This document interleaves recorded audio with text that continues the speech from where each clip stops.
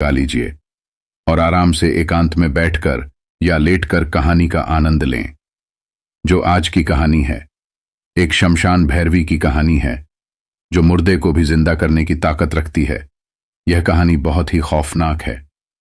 इस कहानी के लेखक हैं श्री पंडित अरुण कुमार शर्मा जी। हाँ, एक और बात, अगर आप मेरे चैनल पर पहली बार आए हैं तो चैनल को प्लीज सब्सक्राइब कर लेना, ताकि आपको ऐसी तंत्र मंत्र और भूतिया कहानियां सुनाने को हर रोज मिलेगी। कहानी बहुत बड़ी, इसके पार्ट आते रहेंगे, ध्यानपूर्वक सुनते रहना। रहस्यमयी कहानियां। श्मशान की सिद्ध भैरवी लगभग 40 वर्ष पूर्व कार्तिक का महीना था। हवा में हल्की सिहरन थी। सांझ की स्याह बिखर चुकी थी चारों तरफ। मैं रोज की तरह गालों पर हाथ धरे लाली घाट की सीढ़ियों पर बैठा जीवन और मृत्यु के दर्शन पर चिंतन कर रहा था। उस दिन न जाने क्यों चित्त अत्यधिक व्याकुल था।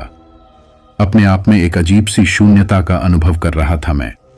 समय व्यतीत होता जा रहा था और उसी के साथ सांझ की स्याह कालिमा भी रात्रि की प्रगाढ़ता में परिवर्तित होती जा रही थी। धीरे धीरे वातावरण में गहरी नीरवता छाई हुई थी। श्मशान भी खामोश था उस समय। कुछ देर पहले कोई लाश जलाई गई थी जिसकी चिता की राख अभी गर्म ही थी। उस गर्म राख के सीने से अभी भी धुएं की पतली सी लकीर निकलकर हवा में चक्कर काट रही थी। पूरब के आकाश के स्याह पटल पर शुक्र तारा झिलमिला रहा था। अपलक निहारने लगा मैं उसी की ओर। फिर जैसे अपने आप से बोल पड़ा, कहाँ मिलेगी मुझे शांति? कैसे समझाऊं मैं अपने मन को? उसी समय किसी के खिलखिलाकर हंसने की आवाज सुनाई पड़ी तो एक बार की चौंक पड़ा मैं। चारों तरफ सिर घुमाकर अंधेरे में देखने की कोशिश की। सीढ़ियों की बगल में लाश रखने के लिए एक चबूतरा बना था। अंधेरे में डूबे उसी टूटे फूटे चबूतरे पर बैठी एक भिखारिन मेरी ओर देखती हुई हंस रही थी। अधेड़ उम्र, जटाझूट जैसी केश राशि धूल में सनी हुई थी।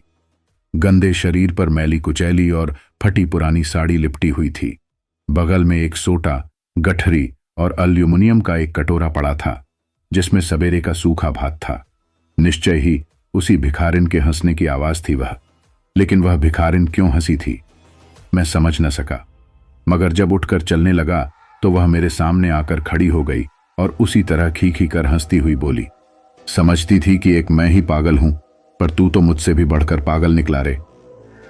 और तभी दुर्गंध का एक तेज भभका न जाने किधर से आकर मेरे चारों ओर बिखर गया। निश्चय ही वह दुर्गंध भिखारिन के गंदे कपड़ों से निकली थी। उसी के साथ साथ पास ही कहीं कोई मरियल कुत्ता भी रो पड़ा एक बारगी चीख कर। मुझसे अब और नहीं रुका गया वहां, अतः अंधेरे में जल्दी जल्दी सीढ़ियां चढ़कर ऊपर आ गया मैं। भिखारिन फिर खी कर हंस पड़ी। मैंने एक बार सिर घुमाकर उसकी ओर देखा। इसके बाद तेज कदमों से बढ़ गया। मेरे एक तांत्रिक मित्र थे उन दिनों। उनका नाम था तारानाथ भट्टाचार्य। वह कालीबाड़ी में रहते थे। एक दिन न जाने कैसे बातों ही बातों में मैंने उस भिखारिन की चर्चा उनसे कर दी। मेरी बात सुनकर भट्टाचार्य महोदय पहले तो मुस्कुराए, फिर सहसा गंभीर हो गए। वह क्यों मुस्कुराए और फिर क्यों गंभीर हो गई उनकी मुख मुद्रा, मैं समझ न सका। भौंचक्का सा देखता ही रह गया मैं उनकी ओर। कुछ क्षण के बाद वह गंभीर स्वर में बोले, जो भिखारिन तुमको श्मशान में मिली थी, जानते हो वह कौन थी? क्या जवाब देता? मैं तो एक दुर्गंधमयी मैली कुचैली पागल सी भिखारिन से मिला था जो मुझे भी पागल समझकर खी कर हंस पड़ी थी।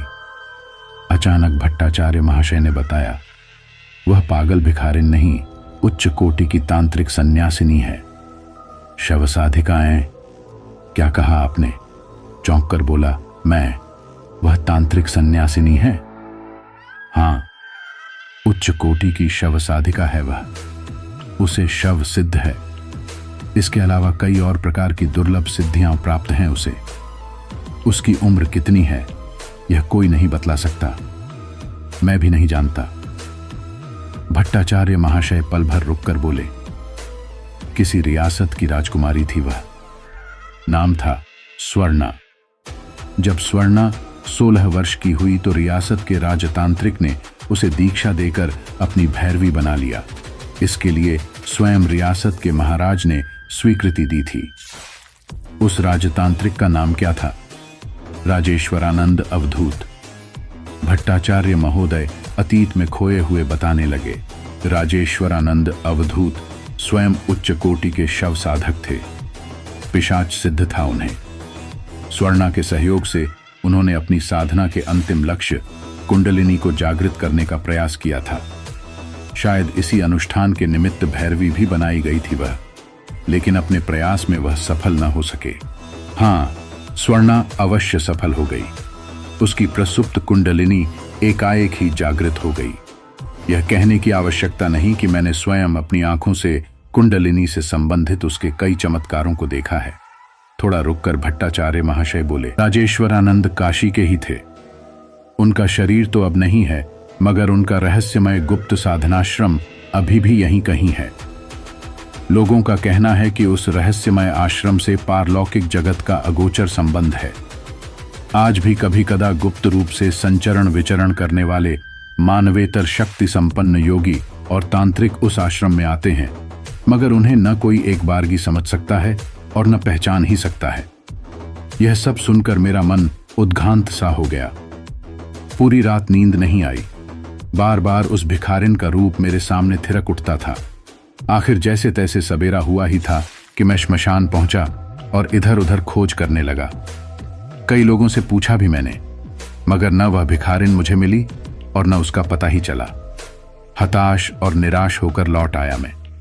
इसके बाद भी मैं रोज श्मशान जाता रहा, पर उस भिखारिन का दर्शन नहीं हुआ। मुझे समझ में नहीं आया कि वह कहां चली गई। धीरे धीरे 3-4 महीने का समय गुजर गया। एक दिन मैं अपने मित्र के साथ पिक्चर देखने गया था। नॉवेल्टी में चैतन्य महाप्रभु फिल्म लगी थी। भीड़ काफी थी। टिकट मिलना मुश्किल देखकर मैं खड़ा खड़ा सोच रहा था कि क्या किया जाए। तभी मेरी नजर एक प्रौढ़ा नारी पर पड़ी। उसका व्यक्तित्व असाधारण था। शायद उसके असाधारण व्यक्तित्व ने ही मुझे आकर्षित किया था। उम्र 35-40 के लगभग रही होगी, लेकिन चेहरे पर अभी भी किशोर वयसा लावण्य था। दूध में आलता मिला देने से जो रंग बनता है, वैसा ही था उस प्रौढ़ा सुंदरी के शरीर का रंग। बाल भी काफी घने और काले थे। महाराष्ट्रियन स्त्रियों की तरह बालों में चंपा की वेणी लगा रखी थी उसने। हाथों में सोने की जड़ाऊं चूड़ियां पड़ी थीं। कीमती कश्मीरी शाल लपेटे थी वह अपने शरीर के चारों ओर। मस्तक पर सिंदूर का बड़ा सा गोल टीका लगा था। चेहरा दपदप करके जैसे किसी अज्ञात तेज से दमक रहा था। आंखें साधारण नहीं थीं। वहां भी विचित्र किस्म का आकर्षण था। उसकी आंखों में अजीब सी स्थिरता, गहराई और असीम करुणा भरी थी। जब मैं निराश होकर अपने मित्र के साथ लौटने को हुआ, तो वह मुस्कुराती हुई धीरे धीरे चलकर मेरे करीब आई और हंसकर बोली, टिकट नहीं मिला, ये लो। और उसने बालकनी के 2 टिकट मेरी ओर बढ़ा दिए। एक अपरिचित महिला का इस प्रकार प्रश्न करना, फिर बिना मांगे टिकट भी देना आश्चर्यजनक और कौतूहलमय लगा मुझे। सकपकाकर बोला, मैं तो आपको जानता पहचानता भी नहीं, कौन हैं आप? मेरा प्रश्न सुनकर वह खिलखिलाकर हंसने लगी एक बारगी। दांतों तले दबे पान का बीड़ा निकलते निकलते रह गया। मगही पान के रस में डूबी हुई उसकी वह हंसी बड़ी ही मधुर लगी मुझे। वह उसी रस भरे भाव और मुद्रा में बोली, मैं स्वर्णा हूं, श्मशान की वही पगली भिखारिन जो उस रात तुमको मिली थी। एक बारगी चौंक पड़ा मैं, फिर अपने को संभाल कर बोला, क्या कहती हैं आप? मुझे विश्वास नहीं होता। कहां आप और कहां वह दुर्गंधयुक्त पागल भिखारिन? यह सुनकर उस प्रौढ़ा रूपसी ने जवाब तो नहीं दिया, मगर एक क्षण के लिए मैंने जो कुछ देखा उसने मुझे एकदम स्तब्ध और रोमांचित कर दिया। उस एक क्षण में मैंने उस प्रौढ़ा महिला को उसी भिखारिन के रूप में देख लिया था। उसके बाद उसने कब मुझे टिकट दिए, कब मैंने उसके हाथ से टिकट लिए और कब हाल में जाकर पिक्चर देखी, इसका जैसे कुछ होश ही न रहा मुझको। लगातार एक तंद्रा सी मुझ पर और मेरी चेतना पर छाई रही। हाँ, उतना अवश्य स्मरण है कि उस महिला के रूप में वह भिखारिन रहस्यमय ढंग से बराबर मेरे साथ बनी रही। फिल्म भी देखी थी उसने। उसके अस्तित्व की मुझे बराबर अनुभूति होती रही। आखिर शो खत्म हो गया। जब सिनेमा हॉल से बाहर निकला तो देखा वह भी मेरे साथ चल रही थी। सहसा मेरे कान में फुसफुसा कर बोली, शराब पिलाएगा? हैं? शराब? शराब? क्या आप शराब पिएंगी? हां रे, बहुत दिनों से नहीं पी है, बहुत प्यास लगी है रे। नावेल्टी अब दीपक टाकीज के बगल में एक संकरी सी गली है। उसी गली में उस समय संगम बार था। खाने पीने का अच्छा प्रबंध था उसमें। मैं स्वर्णा को उसी बार में ले गया। फिर खूब छक कर मदिरा पान किया। मुर्गा भी उसने खाया। बिल आया 220 रुपए का। अपने मित्र से रुपए लेकर बिल चुकाया मैंने। मेरे पास रुपया कहां था इतना।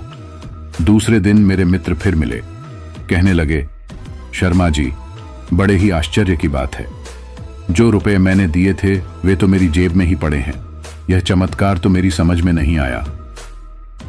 कौन थी वह महिला? क्या तुमसे फिर भेंट हुई उनसे? हंसकर टाल दिया मैंने। जवाब भी क्या देता। यदि मित्र महोदय को वास्तविकता से परिचित भी कराता भी तो मुझको बेवकूफ ही समझते वह महाशय। उसी दिन तारानाथ भट्टाचार्य भी मिल गए मुझको। मैंने उन्हें एक एक करके सारी घटनाएं बतलाईं। सब कुछ सुनने के बाद वे बोले, तुमको तो बतलाया ही था कि उच्च कोटि की तंत्र साधिका है स्वर्णा।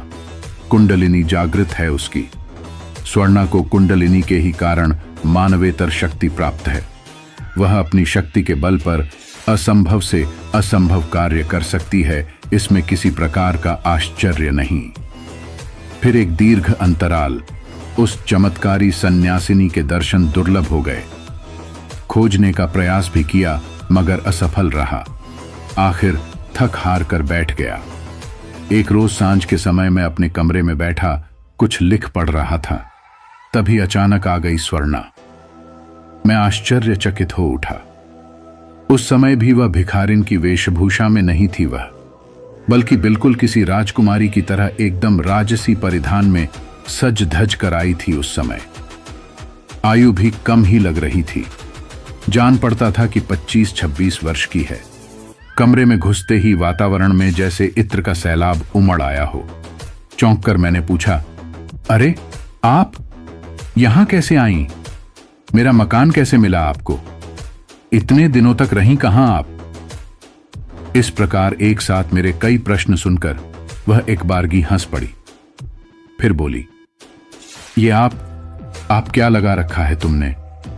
अरे तुम मुझे खोज रहे थे ना, पागल हुए जा रहे थे मेरे लिए, इसलिए सोचा मिल लूं। नहीं तो क्या? फिर हंसने लगी वह। बोली, तुम न जाने कितने योगियों से मिले हो, न जाने कितने साधक साधिकाओं से भी मिले हो। उन सब की स्मृतियां तुम्हारे साथ हैं। सोचा चलो मैं भी तुम्हारे मस्तिष्क के किसी कोने में स्मृति बनकर हमेशा के लिए रह जाऊं। कभी तो याद करोगे तुम। स्वर्णा को क्या हो गया है कि इस तरह की बहकी बहकी सी बात कर रही है? कहीं शराब तो पी नहीं रखी है उसने? मेरा अनुमान सही निकला। शराब पी रखी थी उसने। उसके मुंह से शराब का एक तेज भभका निकला और वातावरण में घुल मिल गया। मैंने नाक पर रुमाल रख लिया। अच्छा, तो तुम शराब से घृणा करते हो? लड़खड़ाते स्वर में बोली स्वर्णा। देखना, एक दिन शराब ही तुम्हारी सिद्धि बन जाएगी। बिना शराब के जीवन में एक कदम भी आगे नहीं बढ़ सकोगे तुम, समझे? सचमुच आज भी उस तांत्रिक सन्यासिनी की स्मृति सुरक्षित है मेरे मस्तिष्क में। लगभग 40 साल का लंबा अरसा गुजर गया, मगर आज भी वह महान साधिका मेरे मानस पटल पर छाई हुई है। जब कभी उसकी स्मृतियों में डूब जाता हूं तो ऐसा लगता है कि वह मेरे सामने ही आकर खड़ी हो गई है और मेरी ओर देखकर मंद मंद मुस्कुरा रही है। चमत्कार सावन भादों का महीना था। कुछ देर पहले तक आसमान साफ था, मगर देखते ही देखते हवा तेज हो गई और काले भूरे बादलों से भरकर एकदम काला हो गया आसमान। पहले टप टप टपर की बूंदें टपकर की, फिर झरझर कर बेरेसने लगा पानी। धीरे धीरे उसकी गति तेज ही होती गई। थोड़ी देर इधर उधर की बातें करने के बाद अचानक शराब की मांग कर बैठी स्वर्णा कहने लगी, शराब चाहिए, प्यास लगी है, गला सूख रहा है, जल्दी जाकर ले आओ कहीं से। मैं घबरा गया। शराब पीने को कौन कहे, उसे स्पर्श तक नहीं किया था मैंने कभी। उस समय इतना पैसा भी नहीं था कि किसी को भेजकर ही मंगवा लेता। शायद मेरे संकोच और असमर्थता को समझ गई वह साधिका। उसने एक बार गहरी नजर से मेरी ओर देखा, फिर दोनों हाथों को हवा में हिलाया। उसकी यह रहस्यमयी क्रिया मेरी समझ में नहीं आई, मगर दूसरे ही क्षण आश्चर्य और कौतूहल के मिले जुले भाव से भर गया मेरा मन। देखा, उसके दोनों हाथों में न जाने कब और कैसे विलायती शराब से भरी हुई 2 बोतलें आ गई थीं। मुस्कुराकर वह बोली, ले तू, नहीं लाया तो मैंने ही मंगवा ली। मैं क्या बोलता, मुंह बाए शराब की बोतल की ओर देखता रहा। फिर दोनों बोतलें खाली हो गईं। कुछ ही क्षणों में सारी शराब पी गई वह। उसका चेहरा तमतमा उठा और आंखें अड़हुल के फूल की तरह लाल हो गईं। हवा में हाथ हिलाकर कीमती शराब की बोतल उत्पन्न करने का चमत्कार देखकर मैं उसका रहस्य जानने के लिए उत्कंठित हो उठा। योगी अथवा साधकों के द्वारा किसी भी वस्तु की सृष्टि 3 प्रकार से हुआ करती है, योग बल से, विज्ञान बल से और प्रेत बल से।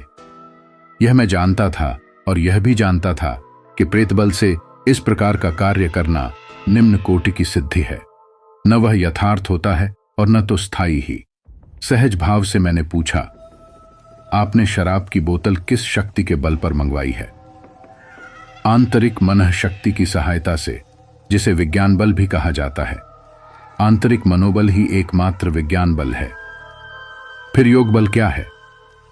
जिस प्रकार मन में आकर्षण विकर्षण है, उसी प्रकार प्राण में भी आकर्षण विकर्षण है। यह वेद विज्ञान का विषय है। वेद में प्राण के आकर्षण विकर्षण को येतिच प्रेतिच कहते हैं। श्वास प्रश्वास उसके स्थूल अथवा भौतिक रूप हैं। प्राण बल ही एकमात्र योग बल है। क्या दोनों की सहायता से समान रूप से सृष्टि अथवा निर्माण संभव है? हां, जहां आकर्षण और विकर्षण तत्व की मात्रा समान एवं अधिक होगी, वहां उसके लिए कुछ भी असंभव नहीं। फिर भी योग बल सर्वश्रेष्ठ है, क्योंकि उससे मौलिक सृष्टि होती है। मौलिक सृष्टि से आपका तात्पर्य समझा नहीं मैं। शरीर में बहुत से ऐसे स्थान हैं जहां शून्य के सिवाय और कुछ नहीं है। योगियों का कहना है कि जहां शून्य अथवा अभाव है, वहां शक्ति का केंद्र समझना चाहिए। शरीर में 10-12 शक्ति केंद्र हैं, जिनमें कुछ मनः शक्ति के केंद्र हैं तो कुछ प्राण शक्ति के।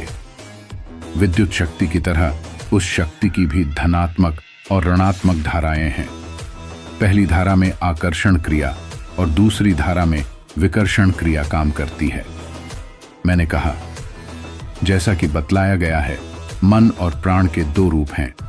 पहला है बाह्य रूप और दूसरा है आंतरिक रूप। आपके सिद्धांत का संबंध किस रूप से है?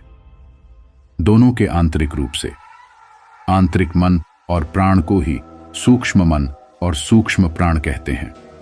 बाह्य मन और प्राण के संयम से सूक्ष्म मन और सूक्ष्म प्राण पर अधिकार किया जाता है। प्राण पर अधिकार योग का और मन पर अधिकार तंत्र का विषय है। सूक्ष्म प्राण पर अधिकार हो जाने पर उसकी आकर्षण विकर्षण शक्ति की सहायता से किसी भी वस्तु की मौलिक सृष्टि की जा सकती है, चेतन तत्व, अचेतन तत्व।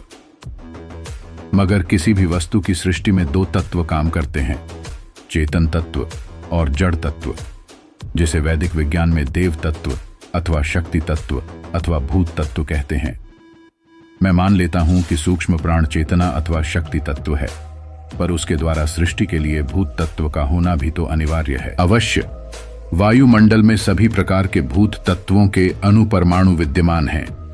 योगी लोग सूक्ष्मतम प्राण की आकर्षण व विकर्षण शक्ति की परमाणु को केंद्रित कर इच्छानुसार किसी भी वस्तु की सृष्टि कर देते हैं। सभी प्रकार की भौतिक वस्तुओं में पृथ्वी तत्व मुख्य होता है, शेष तत्व गौण होते हैं। इसलिए यौगिक सृष्टि में पृथ्वी तत्व के अणुपरमाणुओं को मुख्य अथवा मूलाधार बनाया जाता है। योगी की इच्छा शक्ति भी वहीं केंद्रित होती है। शेष तत्वत चेतना की सहायता से वस्तु अथवा पदार्थ के निर्माण में सहयोग देते हैं। प्राकृतिक सृष्टि और यौगिक सृष्टि के मूल से कोई अंतर नहीं है, और अंतर है भी। वह क्या? प्राकृतिक सृष्टि स्वयंभू सृष्टि है। उसके आधार पर किसी की इच्छा नहीं है, इसलिए प्रकृति प्रदत्त वस्तु धीरे धीरे नाश की ओर उन्मुख हो जाती है।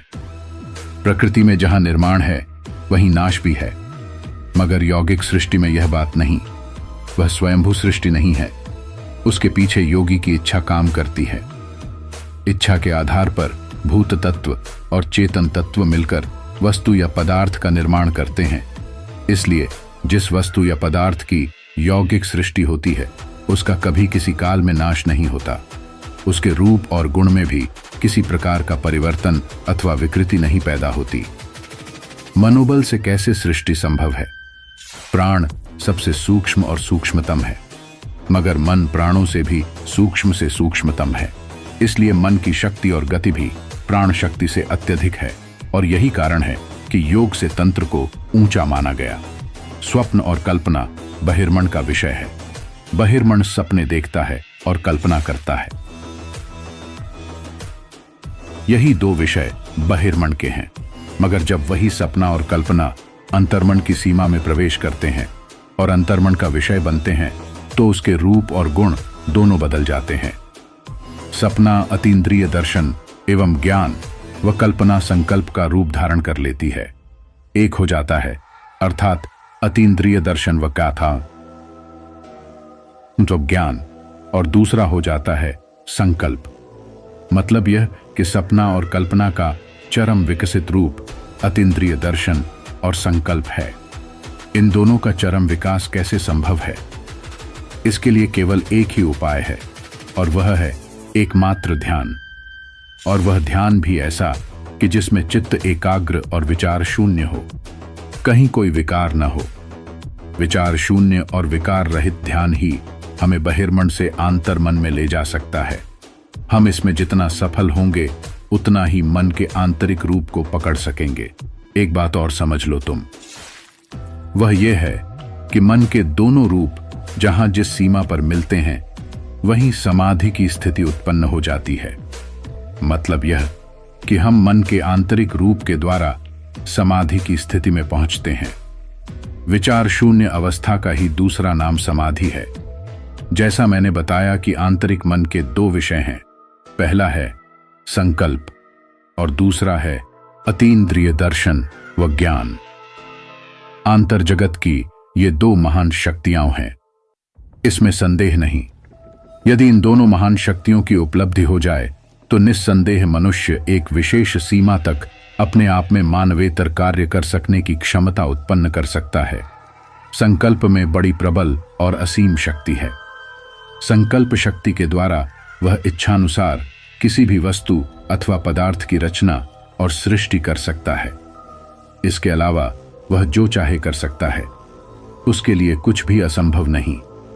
इसी प्रकार अतीन्द्रिय दर्शन और ज्ञान के द्वारा वह एक स्थान पर बैठे बैठे ही सैकड़ों हजारों मील दूर घटने वाली घटनाओं और संबंधित दृश्यों को केवल आंखें बंद करके देख, सुन और समझ सकता है। स्वर्णा ने पल भर रुककर आगे बतलाया।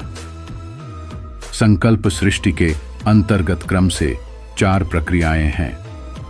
पहली है संकल्प, दूसरी है वस्तु का ध्यान, तीसरी है उस ध्यान के सहयोग से सीमा यानी समाधि की स्थिति में पहुंचना, और चौथी प्रक्रिया है संबंधित वस्तु के रूप गुण और स्वभाव का उस स्थिति में गहन बोध करना। मैंने इन्हीं प्रक्रियाओं द्वारा शराब की बोतलों की सृष्टि की थी, तो आपको दूसरी शक्ति भी उपलब्ध होगी। मेरी बात सुनकर हंसने लगी स्वर्णा, फिर बोली, तुम तो बिल्कुल बच्चों जैसी बातें करते हो। जब साधक को एक सिद्धि या शक्ति प्राप्त हो जाती है तो दूसरी सिद्धि अथवा शक्ति प्राप्त होने में किसी प्रकार की कठिनाई नहीं होती उसे, लेकिन प्रयास बराबर करते रहना चाहिए। अच्छा, अब बोलो, तुम चाहते क्या हो? अब तक यह सब देख सुनकर मैं स्वर्णा के व्यक्तित्व के प्रति अत्यधिक आकर्षित हो चुका था। मेरे मस्तिष्क में उस समय तरह तरह की जिज्ञासाएं उमड़ घुमड़ रही थीं। मन में तरह तरह के विचारों के तूफान उठ रहे थे। क्या अतीन्द्रिय शक्ति की सहायता से मनुष्य भूत, भविष्य और वर्तमान तीनों काल की घटनाओं और उनसे संबंधित दृश्यों को देख सकता है, जान समझ सकता है अथवा बतला सकता है? मैंने प्रश्न किया, क्यों नहीं? जिसे अतीन्द्रिय शक्ति उपलब्ध है उसके लिए यह सब अत्यंत सरल है। एकाएक मैंने पूछा, अच्छा, क्या आप अतीन्द्रिय शक्ति का कोई चमत्कार दिखा सकेंगी इस समय? क्या देखना चाहते हो, बोलो। मेरे एक मित्र हैं, नाम है विपिन। 4 साल से वह गायब हैं। काफी खोजा गया मगर कोई पता नहीं चला उनका। क्या आप बता सकती हैं कि वह महाशय कहाँ हैं? स्वर्णा ने ध्यान की मुद्रा में आसन लगाकर थोड़ी देर के लिए आंखें बंद कर लीं, फिर उसी स्थिति में कहने लगी, मैं तुम्हारे मित्र का तीनों काल बतलाऊंगी। पहले भूतकाल सुनो। 18 जनवरी को सायंकाल तुम्हारा मित्र सिनेमा देखने के लिए कहकर घर से निकला, मगर सिनेमा नहीं गया। उसके पास उस समय 2000 रुपये नकद और लगभग 5000 रुपये के जेवर थे। वह एक लड़की के चक्कर में था, उसी को लेकर कराची चला गया। उस लड़की का नाम था सावित्री। पूरे 2 महीने कराची रहने के बाद वे दोनों बंबई चले गए। वहां उन्होंने शादी कर ली। इतनी सारी बातें मुझे मालूम नहीं थीं। बाद में पता लगाया तो 18 जनवरी को सायंकाल विपिन के जाने तथा रुपए एवं जेवर की बात सच निकली। स्वर्णा ने आगे बतलाया, बाद में विपिन को धोखा देकर उसकी पत्नी किसी पारसी युवक के साथ गोवा चली गई। उसकी बेवफाई से टूटा विपिन इस समय बंबई में अकेला रहकर एक फिल्म स्टूडियो में नौकरी कर रहा है। वह घर आना चाहता है मगर लज्जा और संकोचवश उसकी आने की हिम्मत नहीं हो रही है।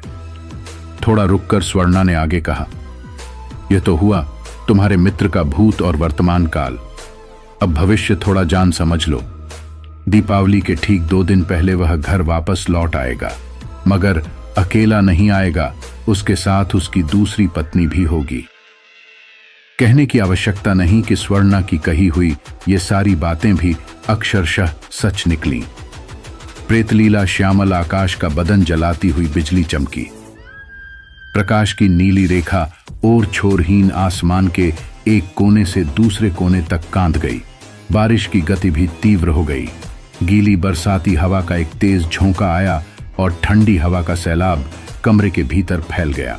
कमरे में जलती लालटेन की पीली लौ एक बार सिहर कर थम गई। शराब की दोनों बोतलें खाली हो चुकी थीं।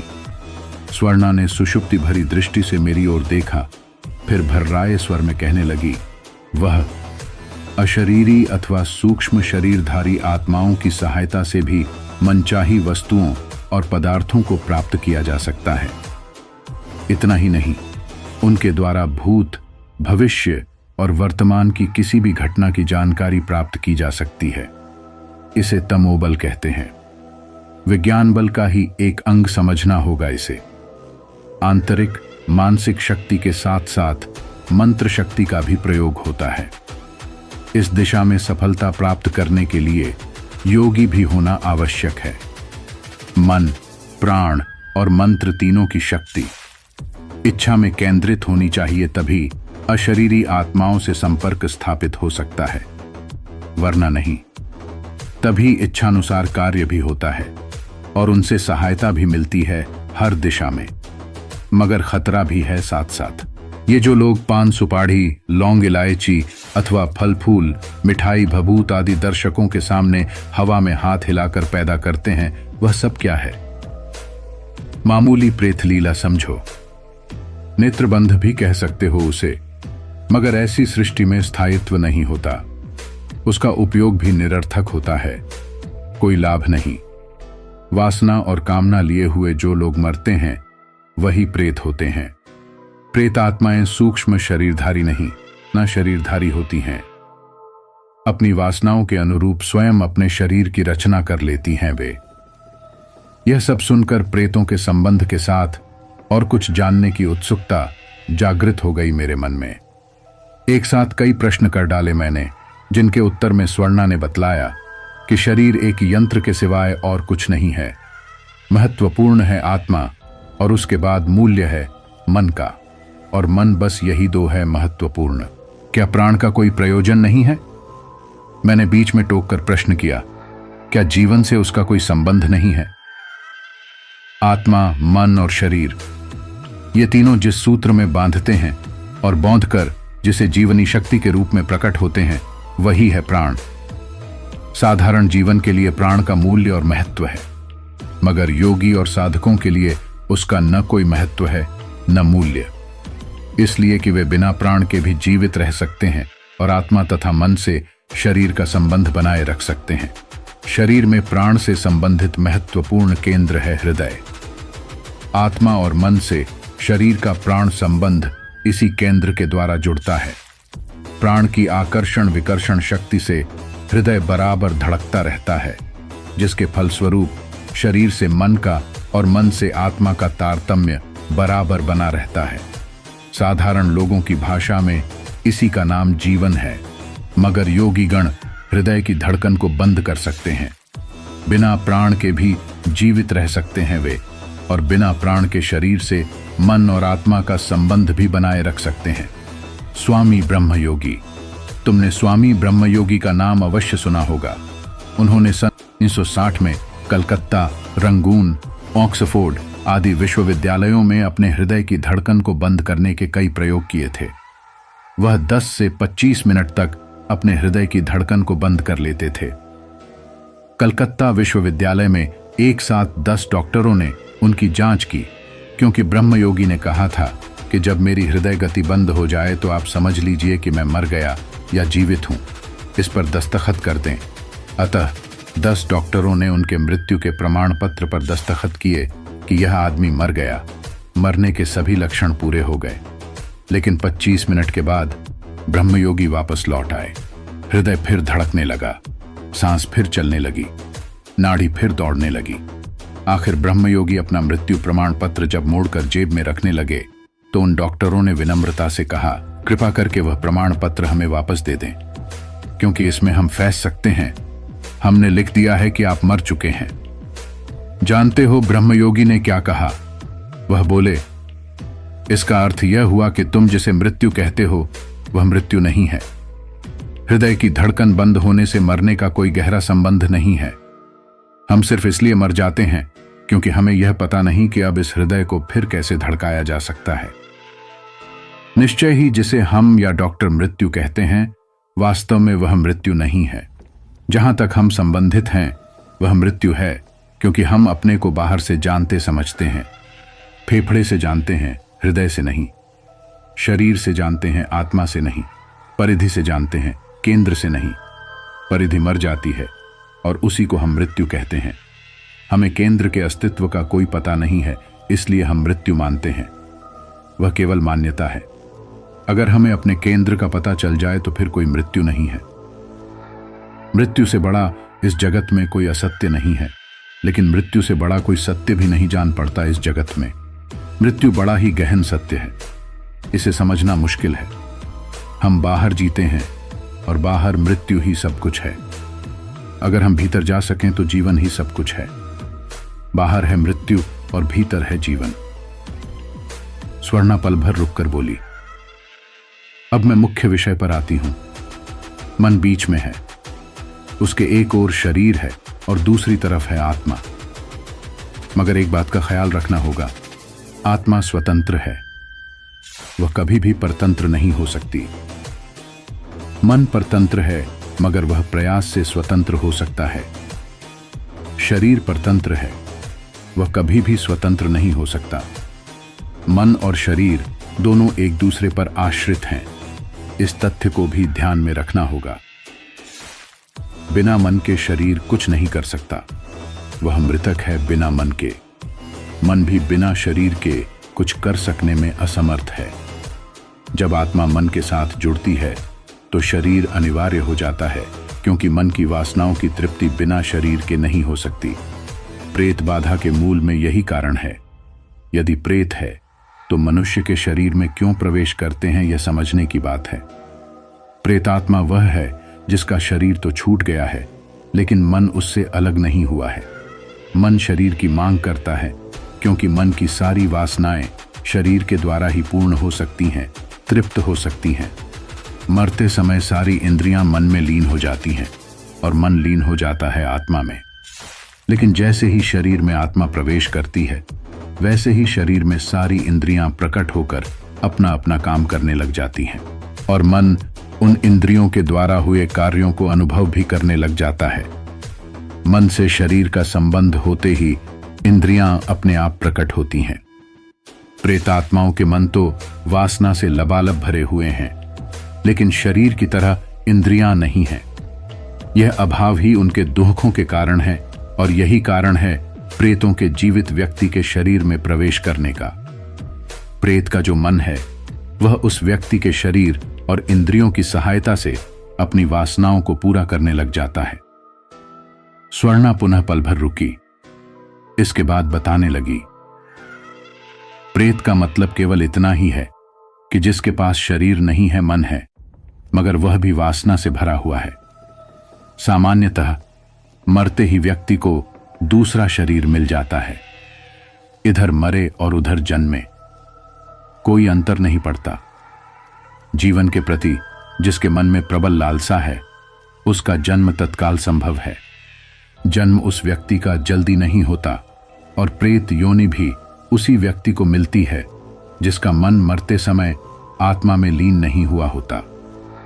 ऐसी अवस्था में यदि मन बुरी व तामसिक वासनाओं से भरा है तो उस व्यक्ति को प्रेत योनि मिलेगी।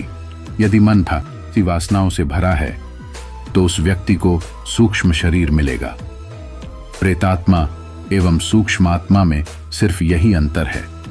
इसी प्रकार जिस मृत व्यक्ति का मन सात्विक गुणों, भावों तथा वासनाओं से भरा है और मरते समय वह आत्मा से अलग रह गया है, तो उस मृत व्यक्ति की आत्मा को देवात्मा कहते हैं।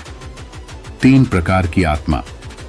इस प्रकार पारलौकिक जगत में 3 प्रकार की आत्माएं हैं।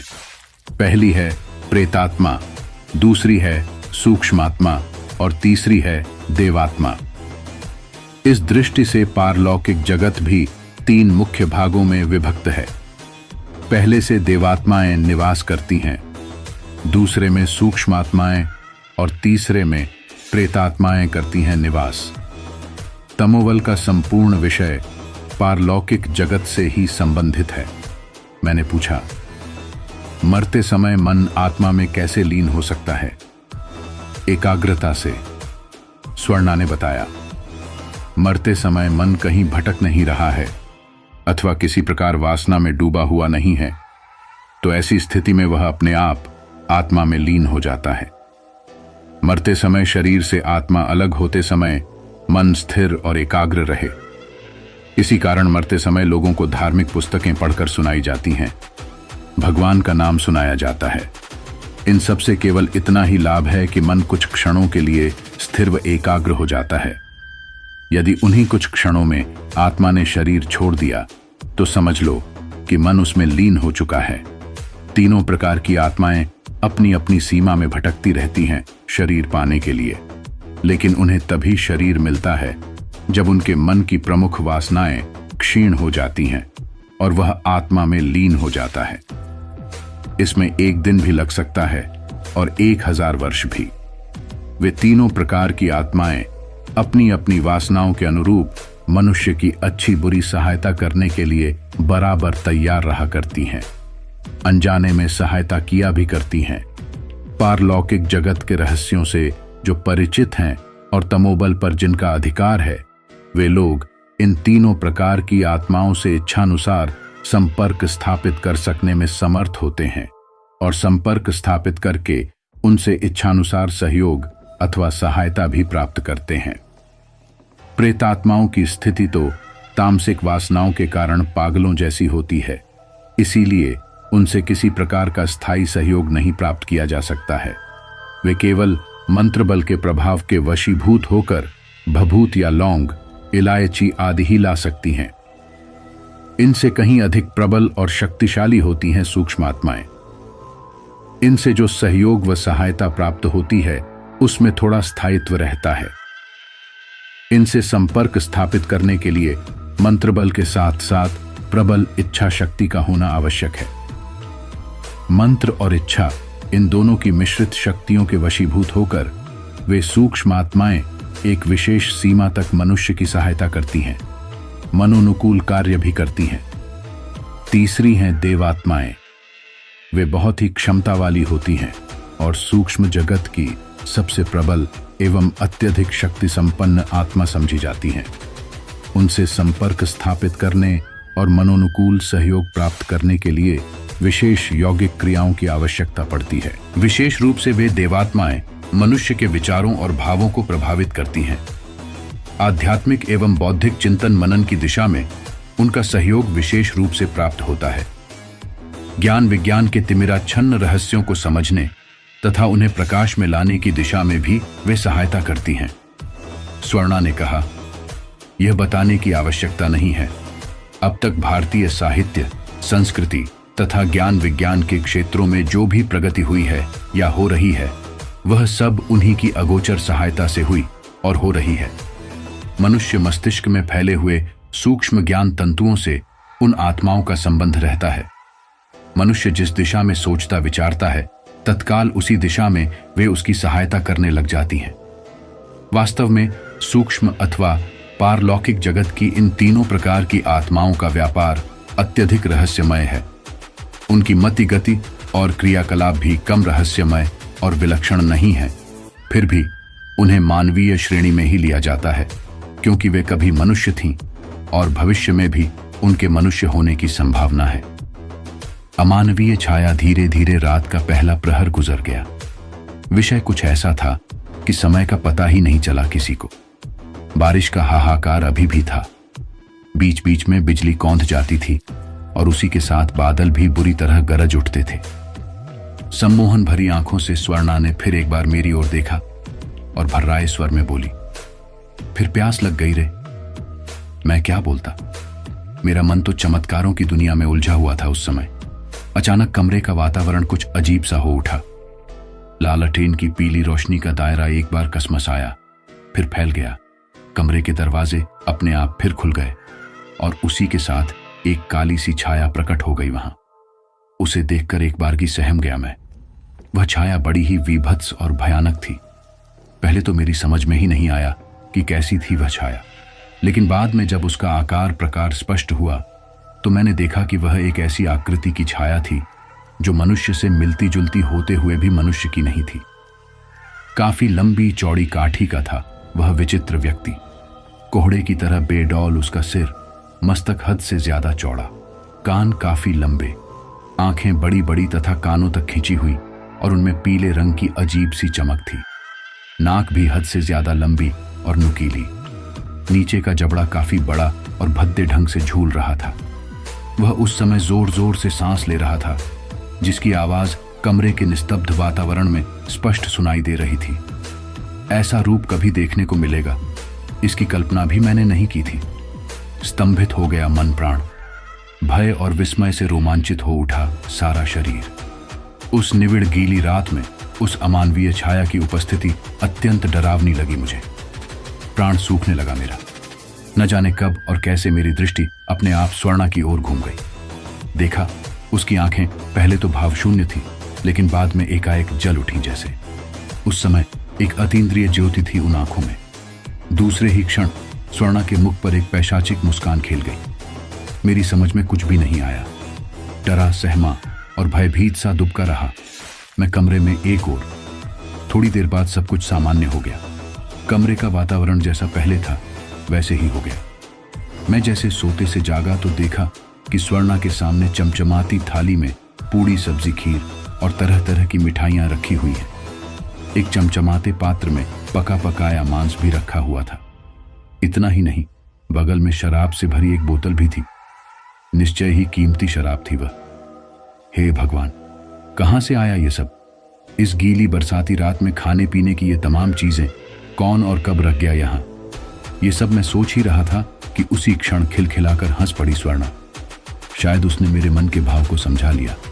कहने लगी, क्या करूं, भूख और प्यास दोनों लगी थी। जानती थी कि तुम तो कुछ खिलाओ पिलाओगे नहीं, इसलिए सोचा कि अपने साथी से ही कुछ क्यों न मंगवा लूं खाना पीना। स्वर्णा की बात मेरी समझ में नहीं आई। बेवकूफों की तरह मुंह बाएं उसकी ओर देखने लगा मैं। जब वह बोतल खाली कर चुकी और खाना भी खा चुकी तो मैंने पूछा, वह छाया कैसी थी? किसकी छाया थी वह? खाने की थाली और शराब की बोतलें कैसे आ रही हो? कौन दे गया वह सब? मेरी बात सुनकर पहले तो कुछ क्षण चुप रही वह, फिर धीमे स्वर में बोली, वह पिशाच था। पिशाच? एक बारगी मेरे मुंह से निकल गया और उसी के साथ सारा शरीर सिहर उठा भय से। हाँ, मुझे पिशाच सिद्ध है ना, उसी ने यह सब ला कर दिया है। उसके लिए बड़ा ही मामूली काम है यह सब। मगर किसी से कहना मत ये बातें, समझे? सहज भाव से कहा स्वर्णा ने। यह सुनकर छाती के भीतर कुछ खाली सा प्रतीत हुआ। भूत प्रेत पिशाच आदि का नाम तो सुना था, पर उनका इस प्रकार प्रत्यक्ष अनुभव और दर्शन भी होगा, इसे कभी सपने में भी नहीं सोचा था मैंने। भय, संशय और आतंक के मिले जुले भाव से मेरा मन प्राण अवसन्न हो रहा था, जैसे उस समय। स्वर्णा ने बतलाया, जहां उन तीनों प्रकार की आत्माओं के लोक की सीमा खत्म होती है, उसके बाद अंतरिक्ष में काफी विस्तृत शून्य क्षेत्र है। वह कितना लंबा चौड़ा है यह बतलाया नहीं जा सकता। जानकार लोगों का कहना है कि उस क्षेत्र में सूर्य की किरणें और रश्मियां भी नहीं प्रवेश कर पाती, फिर भी हल्का सा प्रकाश सदैव विद्यमान रहता है वहां। थोड़ा ठहर कर आगे कहने लगी वह, अंतरिक्ष के उसी विस्तृत शून्य क्षेत्र में अनेक प्रकार की ऐसी दुर्धर्ष आत्माएं निवास करती हैं, जो न कभी मनुष्य थीं और न कभी भविष्य में मनुष्य शरीर धारण कर सकती हैं। वे संसार चक्र से मुक्त और स्वतंत्र हैं अपने आप में। प्रकृति पर उनका पूरा अधिकार होता है। वे चाहें तो प्रकृति में विकृति पैदा कर संसार में भयानक उत्पात कर सकती हैं, भयंकर और प्रलयंकारी स्थिति पैदा कर सकती हैं। जो चाहे वह करने में समर्थ हैं वे। सामूहिक रूप से मनुष्यों पर प्रभाव डालकर वे युद्ध की भी भयानक विभीषिका उत्पन्न कर सकती हैं। उनके अधिकार में बहुत कुछ है। उनकी तमोगुणी शक्ति की कोई सीमा नहीं। उन्हीं आत्माओं को हाकिनी, डाकिनी और पिशाच, बैताल आदि कहते हैं। उनका कोई आकार, प्रकार अथवा रूप रंग नहीं है, फिर भी वे इच्छानुसार आवश्यकता पड़ने पर किसी भी रूप में प्रकट हो सकती हैं, कोई भी रूप धारण कर सकती हैं। कभी कदा मनोरंजन अथवा किसी खास उद्देश्य की पूर्ति के लिए वे मनुष्य का रूप धारण कर संसार में विचरण भी करती हैं। उन्हें ऐसी अवस्था में पहचानना कठिन है। डाकिनी कुछ क्षण रुककर स्वर्णा ने बतलाया, बनारस में ऐसी ही एक डाकिनी काफी दिनों से औरत के रूप में है। यह सुनकर अवाक रह गया मैं। आश्चर्य से मैंने पूछा, अच्छा, क्या उससे मिल सकता हूं मैं? क्यों नहीं। घाट के किनारे की गलियों में वह इधर उधर घूमती रहती है, भीख मांगती रहती है, मगर उसे समझना और पहचानना कठिन है। कोई यह नहीं कह सकता कि उस भिखारिन के भीतर किसी डाकिनी की आत्मा है। उसे बच्चा भी पैदा होता है, लेकिन मारकर खा जाती है उसको। दूसरे ही दिन से मैंने उन घाटों के मोहल्ले की गलियों का चक्कर लगाना शुरू कर दिया। ज्यादा खोजना नहीं पड़ा। एक टूटे फूटे जर्जर मकान के चबूतरे पर बैठी मिल गई मुझे वह। गोरा रंग, मगर मैल की परतें भी जमी थीं शरीर पर कहीं कहीं। दमकता मुस्कराता चेहरा, धूल से भरे बाल, बदन पर लाल किनारी की मटमैली फटी साड़ी। आंखें बड़ी बड़ी पर गहरी थीं और उस गहराई में अथाह रहस्य भरा था। उसने उसी रहस्य भरी दृष्टि से मेरी ओर देखा, फिर हंस पड़ी। सामने एक कटोरा पड़ा था जिसमें कई दिनों की सूखी रोटियां पड़ी थीं।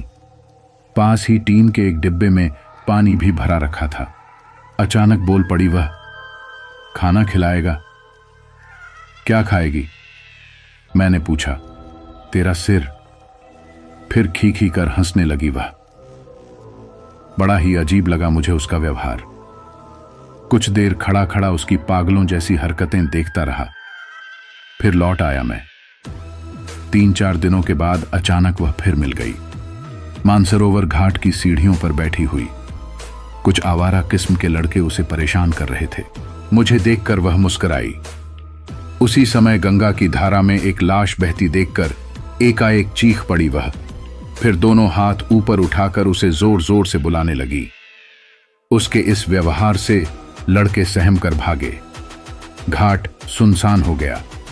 चमत्कार ही कहा जाएगा उसे। मैंने देखा लाश धारा से निकलकर अपने आप घाट की ओर बढ़ने लगी थी। वह उसे बराबर बुलाती जा रही थी। धीरे धीरे घाट की सीढ़ी से आ लगी वह लाश। पगली लपक कर आई और लाश का कफन नोचने लगी। दूसरे ही क्षण लाश निर्वसन हो गई पूरी तरह। गौर से देखा, भले घर के किसी युवक की लगी वह लाश। मरने के बाद भी उसके सौंदर्य और आकर्षण में कमी नहीं आई थी। लगता था जैसे गहरी नींद में सो रहा है वह। शरीर का गोरा रंग स्याह पड़ गया था। शायद सर्प के काटने से उसकी मृत्यु हुई थी। लगभग 1 सप्ताह बाद मुझे वह पगली फिर मिली। हाँ, पगली ही कहूंगा मैं उसको, क्योंकि एक पागल में और उसमें कोई अंतर नहीं दिखलाई पड़ा था मुझको। उसके साथ एक युवक भी था उस समय। काफी स्वस्थ, सुंदर और आकर्षक था वह। दोनों कालीबाड़ी के चबूतरे पर बैठे कुछ खा पी रहे थे। मुझे देखकर पगली पहले तो चांकी, फिर मुस्कुराने लगी। उनके नजदीक पहुंचा तो एकाएक मैं भी चौंक पड़ा। वह युवक कुछ कुछ जाना पहचाना सा लगा। तभी मस्तिष्क में कुछ कांध गया और उसी के साथ सारा शरीर सनसना उठा मेरा। प्राण आतंक से हिम हो गए जैसे। पगली के साथ वही युवक बैठा था जिसे मैंने मानसरोवर घाट पर लाश के रूप में देखा था। पहचानने में किसी भी प्रकार का भ्रम नहीं हुआ मुझे, मगर वह जीवित कैसे हो उठा। एक अभूतपूर्व, साथ ही एकदम अविश्वसनीय घटना थी वह। काफी देर तक मैं कभी पगली की ओर तो कभी उस युवक की ओर देखता रहा। बाद में पता चला कि उस युवक का नाम था रामअवतार पांडे। जिला मिर्जापुर का रहने वाला था वह। 1 महीने पहले उसका विवाह हुआ था। सर्प के काटने से ही उसकी मृत्यु हुई थी। प्रचलित प्रथा के अनुसार उसकी लाश को गंगा में प्रवाहित कर दिया गया था। उसके बाद फिर वह युवक मुझे कहीं नहीं दिखलाई पड़ा। हाँ, वह रहस्यमयी पगली अवश्य मुझे कई बार मिली रास्ते में, और जब भी वह मिली उसे देखकर आतंकित हो उठता था मैं। जब मैंने ये सारी बातें स्वर्णा को बतलाईं तो वह कहने लगी, उन लोगों के लिए यह सब कोई कठिन काम नहीं है। क्या सचमुच पगली ने उस युवक को जीवित कर दिया था? मैंने पूछा। नहीं, मृत व्यक्ति को जीवित करने की शक्ति अथवा सामर्थ्य किसी में नहीं है। पगली ने अपने किसी खास काम के लिए उस युवक के शव में किसी आत्मा को प्रवेश करा दिया होगा। क्या कहा? चौंक कर बोला मैं। इसमें कुछ आश्चर्यजनक नहीं है। शव यदि सड़ा गला नहीं है, उसकी नस नाड़ियां अपनी अपनी जगह ठीक हैं, और सर्प काटने अथवा विष खाने से मृत्यु हुई है, तो ऐसे व्यक्ति के शव में विशेष क्रिया द्वारा आसपास भटकती हुई किसी भी अनुकूल आत्मा को प्रविष्ट करा देना संभव है। इसलिए आश्चर्य की कोई बात नहीं। इस प्रयोग के पीछे पगली का कौन सा अभीष्ट है? स्वर्णा ने कहा, तुमको बतला चुकी हूं कि वह अपने बच्चे को मारकर खा जाती है। हां, यह तो बतलाया था। बस समझ लो कि उस युवक द्वारा शारीरिक संबंध स्थापित कर बच्चे पैदा करना ही उसका एकमात्र अभीष्ट, और स्तब्ध रह गया मैं। फिर न कुछ बोला गया और न कुछ पूछा ही गया मुझसे। निश्चय ही वह मेरे जीवन का संक्रांति काल था। पूरे 4 साल तक मैं स्वर्णा के सान्निध्य में रहा।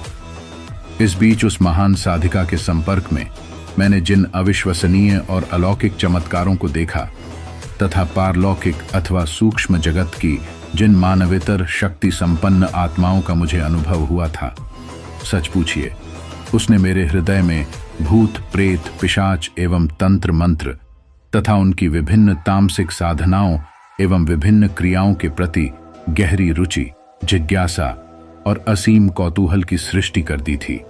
इस दिशा में और कुछ जानने समझने तथा खोज करने के लिए व्याकुल हो उठी थी मेरी आत्मा। मानवेतर शक्ति से संपर्क इसके अलावा एक और लालसा जागी मेरे मन में।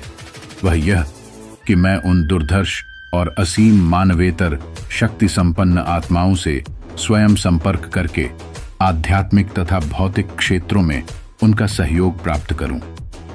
सच बात तो यह थी कि भूत प्रेत तंत्र मंत्र के प्रति मेरे मन में असीम जिज्ञासा और कौतूहल की सृष्टि हो गई थी। उस समय घंटों गंगा किनारे गालों पर हाथ धरकर बैठा मैं बस यही सोचा करता था कि काश किसी तरह मुझे भी मानवेतर शक्ति प्राप्त हो जाती तो। आखिर मैंने अपने मन की यह बात एक दिन स्वर्णा को बतलाई। पहले तो वह काफी देर तक गंभीर बनी कुछ सोचती रही। फिर एक झटके से उसने सिर घुमाकर मेरी ओर गहरी दृष्टि से देखा। उस समय उसकी दृष्टि में न जाने क्या था कि एक बारगी सहम सा गया मैं। इन सब के चक्कर में मत पड़ो तुम, समझे? स्वर्णा का गंभीर स्वर सुनाई पड़ा मुझे। मानवेतर शक्ति प्राप्त करना सबके वश का नहीं होता, जानते हो। इसके लिए बहुत कुछ छोड़ना पड़ता है, गंवाना पड़ता है। मनुष्य का जीवन सरल और सहज नहीं रह जाता। फिर इसके बाद वह परिवार और समाज में व्यवस्थित नहीं कर पाता अपने आप को। उसका जीवन हर समय एक ऐसी आग की लपटों में झुलसता रहता है जो कभी बुझाने वाली नहीं होती। उसके भीतर भी हर समय एक ऐसी चिता धू धू कर जलती रहती है जिसके आगोश में उसकी सारी कामनाएं दफन हो जाती हैं। फिर वह चाहकर भी कुछ कर नहीं पाता स्वतंत्र रूप से। वह अपने अस्तित्व को हर समय एक ऐसी स्थिति में अनुभव करता है जिसके एक ओर तो असीम अलौकिक शक्तियां रहती हैं और दूसरी ओर होती है उसकी भस्मीभूत हुई अनगिनत कामनाओं और अभिलाषाओं की राखों का ढेर। मुझको ही लो। कभी तुमने मुझे जानने समझने की कोशिश की? कभी तुमने मेरे जीवन की गहराई में उतरने का प्रयास किया? कभी तुमने मेरे अतीत में झांकने का प्रयत्न किया? नहीं, कभी नहीं। उस रात को भी नहीं। सच कह रही थी वह। मैंने कभी ऐसी कोशिश नहीं की थी। कभी आवश्यकता ही नहीं समझी मैंने यह सब जानने समझने की। लेकिन एक बात अवश्य थी, वह यह कि उसकी अनुपस्थिति जब चरम सीमा पर पहुंच जाती तो मेरी आत्मा व्याकुल हो उठती, मन विचलित होने लगता। उसमें कौन सा आकर्षण था जो मेरे मन प्राण को झकझोरने लगता? यह सब भी जानने समझने का प्रयास कभी नहीं किया मैंने। उस दिन भी ऐसी ही स्थिति थी। पिछले 3-4 महीने से स्वर्णा से भेंट नहीं हुई थी। मेरे लिए वह खिन्नता भरी उदास सांझ थी। सिर झुकाए घाट की सीढ़ियों पर चुपचाप बैठा हुआ स्वर्णा के विषय में ही सोच रहा था मैं उस समय। कब तक उस अवस्था में बैठा रहा बतला नहीं सकता, मगर जब उठकर चलने को तैयार हुआ तो उस समय रात काफी गहरा गई थी।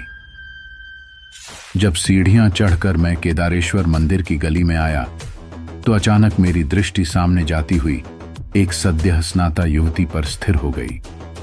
एक बारगी खुशी से झूम उठा मैं। वह युवती और कोई नहीं, स्वर्णा ही थी। मैंने उसे पुकारा और जल्दी जल्दी लपक कर उसके करीब पहुंचना चाहा, लेकिन मेरा उसका फासला बराबर उतना ही बना रहा। चौकी घाट के ऊपर हनुमान जी का एक मंदिर है। उसकी बगल में घूमकर एक संकरी गली गई है। स्वर्णा उसी गली में मुड़कर आगे बढ़ने लगी। काफी तेज चल रही थी वह। मैंने फिर पुकारा, लेकिन इस बार भी उसने नहीं सुना। आखिर बात क्या है समझ में नहीं आ रहा था। उसकी अपेक्षा तेज गति से चलने पर भी मेरे और उसके बीच का फसला बराबर बना रहा। कई गलियों को पार करने के बाद आखिर वह पातालेश्वर मोहल्ले के एक मकान के भीतर चली गई। मकान काफी पुराना और जीर्ण शीर्ण था। ऐसा लगता था जैसे काफी लंबे अरसे से वह वीरान पड़ा हुआ है। दरवाजा भी टूटा फूटा था। स्वर्णा के पीछे पीछे मैं भी घुस गया उसके भीतर, मगर जैसे ही मैं भीतर घुसा वैसे ही सड़ांत का एक तेज भभका मेरे नथुनों में समा गया। ऐसा लगा मानो कहीं किसी कोने में कोई सड़ा गला मुर्दा पड़ा हो। जी मिचलाने लगा, ऊबकाई सी आने लगी। किसी तरह अपने को संभाल कर आगे बढ़ा तो पहले एक लंबा गलियारा मिला। वह भी काफी गंदा और अंधेरे में डूबा हुआ था। टटोल टटोल कर उसे पार करने के बाद मैं एक छोटे से आंगन में पहुंचा। वहां हल्का सा प्रकाश हो रहा था और उसी हल्के प्रकाश में मुझे आंगन के चारों ओर छोटे छोटे कमरे दिखलाई दिए। वे सब भी गंदे और दुर्गंध से भरे थे। वह भयानक दृश्य, हे भगवान, कहां आकर फंस गया मैं। जिसके पीछे पीछे चलकर वहां तक पहुंचा था उसका कहीं नामो निशान भी नहीं दिखाई पड़ रहा था। आखिर गई कहां वह? धरती में तो समा नहीं गया उसका अस्तित्व। मैं आंगन में खड़ा खड़ा यह सोच ही रहा था कि अचानक मेरी दृष्टि बारियों ओर वाले कमरे की ओर घूम गई। न जाने क्यों और किस प्रेरणा के वशीभूत होकर कमरे के अंदर चला गया मैं। वह कमरा जरा साफ लगा मुझे, दुर्गंध भी नहीं थी उसमें। मैंने देखा कमरे के एक और नीचे जाने के लिए सीढ़ियां थीं। आश्चर्य हुआ मुझे। सोचा निश्चय ही उस कमरे के नीचे तलघर होगा, हो सकता है स्वर्णा उसी में हो। मन में यह विचार आते ही मैं हिम्मत करके धीरे धीरे उतरने लगा। सीढ़ियां आड़ी तिरछी और धूल से भरी हुई थीं, कोई बिल्कुल टूटी भी थी। मेरे नीचे पहुंचते ही दहशत से फड़फड़ाते चमगादड़ ची ची करते हुए सिर और कानों को छूते हुए निकल गए। सचमुच वह काफी लंबा चौड़ा कमरा था। दीवारों के ऊपर कई रोशनदान थे, जिसमें से छनकर न जाने किधर से रोशनी आ रही थी। कमरे में एक छोटा सा दरवाजा भी था। उत्सुकतावश जब मैं उस रहस्यमय दरवाजे के करीब पहुंचा तो वहां भी नीचे जाने के लिए आड़ी तिरछी सीढ़ियां दिखाई दी मुझको। आश्चर्य तो हुआ ही, इसके अलावा कौतूहल भी हुआ, और न जाने कैसे मेरे पैर बरबस उन सीढ़ियों की ओर बढ़ गए। अंततः सीढ़ियां उतरकर मैं नीचे पहुंचा तो एक बार की स्तब्ध रह गया। उस कमरे में पहुंचते ही मेरी नजर जिस पर पड़ी वह थी भयानक शक्ल की एक अधेड़ औरत, जिसे देखते ही एकदम भयभीत हो उठा मैं। प्राण सूख गए मेरे। उस औरत के शरीर का रंग बिल्कुल काला था, सिर घुटा हुआ था, आंखें गोल गोल और टमाटर की तरह बाहर निकली हुई थीं। दोनों पुतलियां अपनी जगह पर विचित्र ढंग से घूम रही थीं। उसका पेट बाहर की ओर निकला हुआ था। उसके हाथ में जलती हुई लालटेन थी, जिसे पकड़कर निश्चल भाव से वह इस प्रकार खड़ी थी जैसे पत्थर की बुत हो। अगर आपके सामने ऐसी भयानक रूप रंग और शक्ल सूरत की कोई औरत आकर खड़ी हो जाए तो उसे देखकर आपकी जो हालत होगी, समझ लीजिए वैसी दशा मेरे मन की हो रही थी उस समय। उस कमरे में गहरी नीरवता छाई हुई थी, साथ ही एक विचित्र सी उदासी और अबूझ खिन्नता सी व्याप्त थी वहां। लालटेन की पीली रोशनी में उस औरत की जो छाया कमरे की दीवार पर पड़ रही थी, उससे कमरे का वातावरण और भी अधिक भयानक हो उठा था। खामोशी का गहरा एहसास हो रहा था।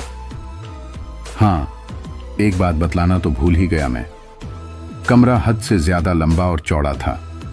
दीवार तथा फर्श दोनों को लाल रंग के पत्थरों से बनाया गया था। रोशनदान तो नहीं थे, लेकिन अचानक न जाने कहां से ताजी हवा का एक झोंका आया और उसी के साथ पलक झपकते पूरे कमरे में राल, गुग्गुल, चंदन और अगरबत्ती की मिली जुली सुगंध फैल गई। एक बारगी चौंक पड़ा मैं। कहां से आई थी वह सुगंध? इसी का पता लगाने के लिए कमरे में चक्कर काटने लगा मैं। जब मैं कमरों में चारों ओर चक्कर लगा रहा था, उसी समय एक गुप्त दरवाजा अपने आप खुला और दूसरे ही क्षण एक भयानक शक्ल के व्यक्ति ने अपने कोहड़े जैसा सिर निकालकर बाहर झांका। उसकी आंखें गुड़हल के फूल की तरह थीं, जैसे शराब पी रखी हो उसने।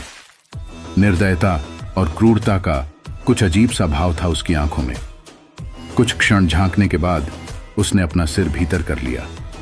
इसके साथ ही वह गुप्त दरवाजा अपने आप बंद हो गया। इस बात की मैंने कल्पना भी नहीं की थी कि उस रहस्यमय कमरे में कोई गुप्त दरवाजा अथवा गुप्त मार्ग भी होगा।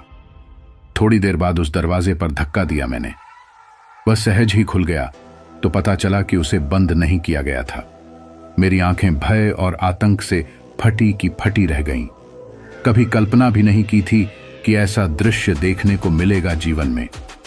सारा शरीर पाषाणवत हो गया मेरा, खून पानी हो गया और मस्तिष्क शून्य प्राण। रहस्यमय वातावरण, उस रहस्यमय वातावरण में होने वाली पैशाचिक लीला को जो भी देखता उसकी यही दशा होती। वह भी मेरी ही तरह भय से जड़ हो उठता उस समय। उस रहस्यमय गुप्त दरवाजे के उस पार जो वातावरण था और उस वातावरण में जो कुछ देखा मैंने, वह सब इस दुनिया से परे अनजाना लोक सा प्रतीत हो रहा था। मैं वाराणसी में पैदा हुआ हूं, वाराणसी के ही वातावरण में सांस ली है और यहीं की संस्कृति तथा संस्कार में पला हूं। वाराणसी के कोने कोने से परिचित हूं और इसके हर रूप को अच्छी तरह जानता हूं। मगर वाराणसी का एक रूप ऐसा भी है जो उसकी धरती के नीचे है, इससे अब तक अपरिचित ही था मैं। कभी किसी के मुंह से सुना था कि काशी में अभी भी उच्च कोटि के कई संत, महात्मा, योगी, तांत्रिक और साधक गुप्त रूप से निवास करते हैं, परंतु उनके गुप्त निवास स्थान काशी में कहां हैं? इसे बहुत ही कम लोग जानते हैं। जो लोग जानते भी हैं वे न जाने क्यों किसी को बतलाते नहीं। लेकिन मेरे सामने अब वह रहस्य अनावृत हो चुका था और यह जान गया था कि वे लोग इसी प्रकार काशी की धरती पर नीचे न जाने कब के बने तलघरों में रहते और साधना उपासना करते होंगे।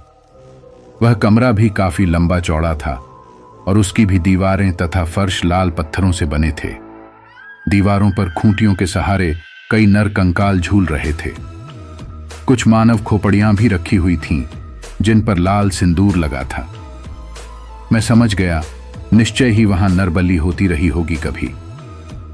कमरे के एक ओर एक काफी ऊंची और चौड़ी पत्थर की बेदी थी, जिस पर पद्मासन की मुद्रा में एक मानव कंकाल बैठा हुआ था। उसकी खोपड़ी हद से ज्यादा बड़ी थी। उसके चारों ओर सुनहरे रंग का प्रभामंडल था। इसके अलावा उस कंकाल के विभिन्न भागों से भी रूपहली सुनहरी रश्मियां फूट रही थीं। कभी कभी वह कंकाल अपने आप कांपता, उसके बाद स्थिर हो जाता था। उस समय पल भर को ऐसा लगता था कि उसमें चेतना आ गई हो। वेदी के ठीक नीचे एक हवन कुंड बना था, जो शायद काफी गहरा था। उसमें से सुगंधित धूम्र निकल निकल कर चारों ओर फैल रहा था। शायद वही सुगंध मुझे मिली थी। हवन कुंड के चारों तरफ लोहे और तांबे के कई त्रिशूल गड़े थे। उन सब पर भी लाल सिंदूर पुता हुआ था। थोड़े फासले पर बहुत बड़ा एक खड्ग रखा था। वह बड़ा विकराल और भयानक था तथा उस पर ताजा खून के धब्बे थे, जिसे देखकर लगा कि थोड़ी देर पहले ही किसी की बलि दी गई होगी। कमरे के बारथी ओर भी पत्थर की 3-4 वेदियां थीं, जिन पर ताजे शव लिटाकर रखे थे, जिनके सिरहाने चौमुखा दीप जल रहे थे। शवों के चेहरों को छोड़कर शेष अंग लाल कपड़े से बंके थे। रहस्यमय साधना स्थली सब कुछ देखने पर ऐसा प्रतीत होता था कि शायद कापालिक संप्रदाय के किसी उच्च कोटि के साधक की साधना स्थली है वह। कमरे में कई युवा भैरवियां और साधक भी थे। भैरवियों की उम्र 18-20 वर्ष के भीतर ही थी। वे सभी उन्मत्त थीं। उनकी खुली हुई घनी काली केशराशि पीठ पर बिखरी थी। मस्तक पर लाल सिंदूर का गोल टीका और गले में सांप की हड्डियों की मालाएं थीं, जो उनके कठोर उरोजों के ऊपर लौटती हुई नाभि तक झूल रही थीं। मैंने देखा, भैरवियों की आंखें गूलर की तरह लाल थीं और चेहरा तमतमाया हुआ था। निश्चय ही उन सब ने आकंठ मदिरापान किया होगा, लेकिन साधना की आभा और तेज भी उनके चेहरों पर दमक रहा था। जिस व्यक्ति ने झांक कर देखा था, वह शायद वहां का प्रमुख साधक था। वह कमरे में चारों तरफ घूमता हुआ कभी झुककर किसी शव के खुले हुए मुख की ओर देखता, तो कभी संकेत से उन भैरवियों को कुछ समझाता। उसके एक हाथ में चमचमाता हुआ त्रिशूल और दूसरे हाथ में खप्पर था, जिसमें शायद मदिरा भरी थी। उसे बीच बीच में मुंह से लगाकर पी लिया करता था वह, जिससे उसकी भयंकर मुद्रा और डरावनी लग रही थी। कापालिक और शाक्त संप्रदाय के संबंध में बहुत कुछ सुना था मैंने, और उनके विषय में बहुत पढ़ा भी था, मगर जो कुछ सुना और पढ़ा था उसे पहली बार साकार रूप में देख रहा था वहां। निश्चय ही बड़ा रहस्यमय और भयानक वातावरण था वह, लेकिन वहां अभी तक स्वर्णा नहीं दिखलाई पड़ी थी मुझे। मेरी आंखें बराबर उसी को खोज रही थीं। अभी तक मैं दरवाजे के पास ही खड़ा सब कुछ देख रहा था, लेकिन मेरी ओर किसी का ध्यान नहीं था। अब वापस लौटने का विचार हो रहा था मेरा, लेकिन जैसे ही मैंने मुड़ना चाहा, उसी समय मेरी आंखें आश्चर्य से फैल गईं। आतंक से सिहर उठा मैं। मेरी दृष्टि अचानक स्वर्णा पर पड़ गई थी। वह कब किधर से उस कमरे में आई यह समझ न सका, क्योंकि मैं दरवाजे के पास ही खड़ा था। यदि वह दरवाजे से होकर कमरे में जाती तो मुझे पता चल जाता। स्वर्णा के साथ एक नवयुवक भी था, जिसे देखते ही पहचान गया मैं। वह रामावतार नाम का वही नवयुवक था जिसकी लाश को जिंदा किया था पगली ने। मगर स्वर्णा के साथ वहां कैसे पहुंचा वह? इसका मतलब निश्चय ही स्वर्णा व पगली दोनों एक दूसरे की अंतरंग होंगी। तभी तो, वरना वह युवक कैसे आ पाता उस स्थान पर भला? मुझे नहीं देखा स्वर्णा ने। उसकी दृष्टि मुझ पर नहीं पड़ी, मगर मेरी दृष्टि बराबर उसी पर टिकी हुई थी। सबसे अधिक आश्चर्य इस बात का हो रहा था कि स्वर्णा भी वहां पूर्णतः निर्वसन थी। आज तक मैंने उसके अनावृत रूप को ही देखा था, बौवन को नहीं। वह मुझे जलती हुई अग्निशिखा सी लगी उस समय। बड़ी ही बांकी छवि थी उसकी। मेरा समूचा मन और प्राण एक बारगी हाहाकार कर उठा उस अग्निशिखा को देखकर।